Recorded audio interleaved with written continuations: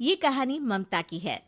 बचपन से ही घर में ये एहसास दिलाकर पाला गया कि औरतों को बोलने का हक नहीं है। अरे ममता, जरा जल्दी जल्दी हाथ चलाओ। रोज ऑफिस में देर पहुंचता हूँ तुम्हारे कारण। लेकिन आपका सारा खाना पैक और तैयार भी है। अरे जबान जितनी चलाती हो उतना अगर हाथ चलाती ना तो शायद घर को अच्छे से मैनेज कर पाती। क्या मतलब है? क्या नहीं मिला आपको? मोजे मोजे कौन देगा? ममता भागकर पति को मोजे देती है। वो हर किसी का ख्याल रखती, लेकिन उसके घर में रोज का रोना लगा रहता। अरे माँ, आज स्कूल में टीचर ने मुझे फीस के लिए डांटा। माँ, मुझे अच्छा नहीं लगता कि स्कूल में फीस के पैसों के लिए मुझे कोई भी बात सुनाए। अरे पर बेटा, ये तो पापा करते हैं ना, सारा ऑनलाइन। मुझे तो इसकी जानकारी भी नहीं है। हाँ हाँ, बना लो बच्चों के सामने मुझे बुरा। अरे करता तो मैं ही हूँ, माना, लेकिन मुझे कोई सपना थोड़ी ना आएगा कि बच्चों की फीस जमा करनी है। अरे बताओगी तो तुम ही ना। ममता की अब ये आदत में शुमार हो चुका था। वो हमेशा हर बात के लिए खुद को ही दोषी मानती। एक दिन वो पड़ोस की दोस्त से कहती है, समझ नहीं आता यार, मैं इतनी डम कैसे हो सकती हूँ। बात तो सही भी है ना। अब पति बेचारा नौकरी करे, पैसे कमाए, या फिर ये देखे कि बच्चों की फीस का वक्त है। क्या करूँ यार। पता नहीं, मेरे पति तो सारा काम खुद ही करते हैं। वो तो कहते हैं कि तुम थक जाती होगी, सारा दिन घर बाहर बच्चे तो। अच्छा, ऐसे भी पति होते हैं क्या? अरे क्या बात कर रही है? भाई साहब कभी तुझे किसी बात के लिए सुनाते नहीं? किसने कहा नहीं सुनाते? अरे ये पति चीज ही ऐसी होती है कि बिना पत्नी को सुनाए उन्हें चैन की नींद कहाँ आती है। तो तू भी परेशान रहती होगी कि कैसे, क्या, कब भूल गई। अरे वो तो मुझे बस इस बात के लिए ताना देते हैं कि मैं वक्त पर खाना क्यों नहीं खाती या पार्लर जाकर अपनी साज सज्जा क्यों नहीं करवाती। पड़ोसन बोल ही रही होती है कि ममता के बेटे की आवाज आती है। अरे माँ, क्या हो गया? लग नहीं रहा कि आज आप मुझे पानी भी देगी। अरे कब से खाने के लिए वेट कर रहा हूँ। अरे यार, मैं चलती हूँ। बेटा खाने के लिए वेट कर रहा है, मैंने उसे खाना भी नहीं दिया। अरे 12वीं में पहुंच चुका है तुम्हारा बेटा, उसे बोलो खुद पानी लिया करे। मैंने तो अपने बच्चों को काम करना सिखाया है। अरे यार, खुद की भी तो कोई लाइफ है। माना जब नहीं कर सकते थे तो किया, लेकिन अब इतने बड़े बच्चों की हर बात मानेंगे तो मुश्किल तो अपने को ही होगी।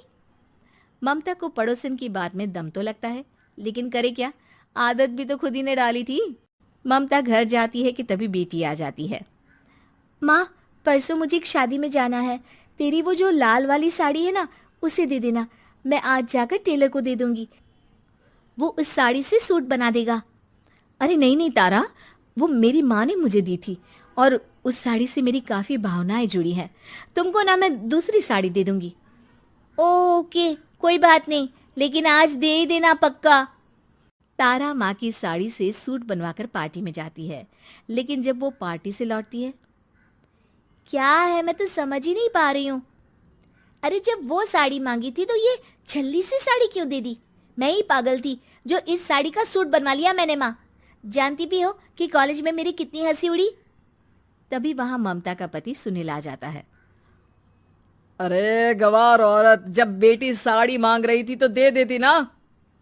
अरे पापा, इनके तो इमोशंस जुड़े थे उस साड़ी से। ममता इतने सब के बाद भी कुछ नहीं बोलती। मेरी बेटी की बेइज्जती हो गई, मैं बिल्कुल बर्दाश्त नहीं कर सकता ये। मैं नहीं चाहता कि मेरी बेटी से कोई भी ज्यादा सुंदर लगे पूरे कॉलेज में। जी, वो पढ़ने में तारा बिल्कुल अच्छी नहीं है, उसकी पढ़ाई पर आप ध्यान दीजिए ना। अच्छा, अब तुम मुझे बताओगी कि मुझे किस पर ध्यान देना और किस पर नहीं। रमेश जैसा ही ये वाक्य पूरा करता है, ममता की बेटी और पति उस पर जोर जोर से हंसते हैं। अरे ठीक है ना, पता ही नहीं चला कि कैसे वक्त इतना बीत गया। अरे कैसे पता चलेगा माँ, हम लोगों के पीछे जो तू बैताल की तरह चिपकी रहती थी, तुझे कैसे वक्त का पता चलता। ममता को पहले सास ससुर, फिर पति और बच्चों की तरफ से इस तरीके की बातें सुनकर उसका मन बहुत दुखी रहता था। एक दिन, सुनो ना, बहुत दिनों से कमर के नीचे बहुत दर्द रहता है। कल मैंने देखा तो एक फोड़ा था। अरे ममता, एक बार अपने पति से बात करो, वो तुम्हारा फोड़ा डॉक्टर को दिखा देंगे। अरे नहीं नहीं, वो तो गुस्सा हो जाएंगे। अरे क्यों गुस्सा हो जाएंगे? तुमको दर्द है? हाँ, लेकिन वो यही बोलेंगे कि ऑफिस जाऊं या फिर तुम्हें लेकर डॉक्टर के पास। तो बेटे से ही बात कर ले।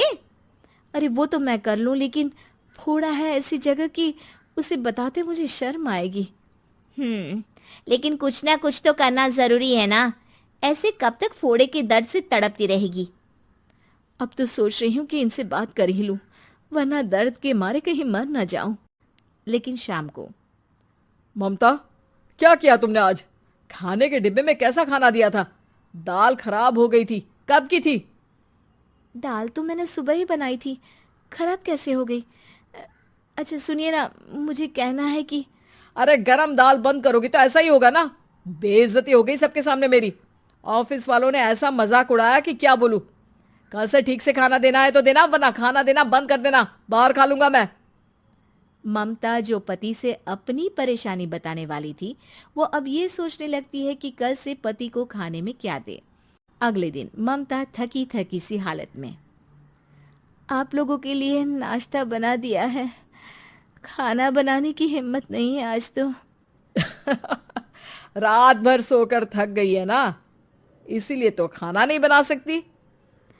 हिम्मत नहीं हो रही है, मैं बस सोने जा रही हूँ।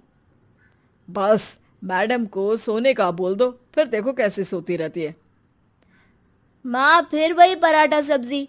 अरे हमारे साथ के दोस्त एक से बढ़कर एक नाश्ता खाना लेकर आते हैं, आप तो बस। सभी घर से निकल जाते हैं, लेकिन जब शाम को बेटा घर आता है तो घर में अंधेरा रहता है। बेटा लाइट जलाता है। क्या माँ, तुम्हारा भी जवाब नहीं है बिजली का बिल बचाने के लिए? वो बोल ही रहा होता है कि सामने माँ जमीन पर लेटी मिलती है। वो उसके पास जाता है। अरे माँ, क्या हो गया माँ? तभी वहां पड़ोसन आती है। अरे बेटा, तुम्हारी माँ के पैर के पास एक फोड़ा है, जिसके कारण ये लगातार कमजोर होती जा रही थी। मैंने उसे पहले ही कहा था कि घर में बता दो, लेकिन तुम्हारी माँ किसी को तंग करना नहीं चाहती थी। तभी वहां डॉक्टर आ जाता है। अरे इनके ऑर्गन में दिक्कत है, कोई बात है जो इनके मन में खटक रही है।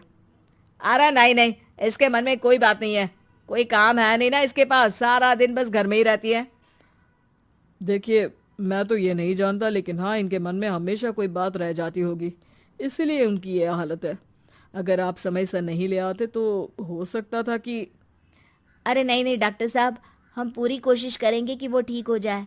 हम लोगों ने अपनी ही परेशानी माँ के सामने रखी, लेकिन किसी ने माँ की दिक्कत को जानने की कोशिश तक नहीं की। हाँ, मैंने भी ममता को हमेशा घरेलू जरूरत से ज्यादा काम का नहीं सोचा था।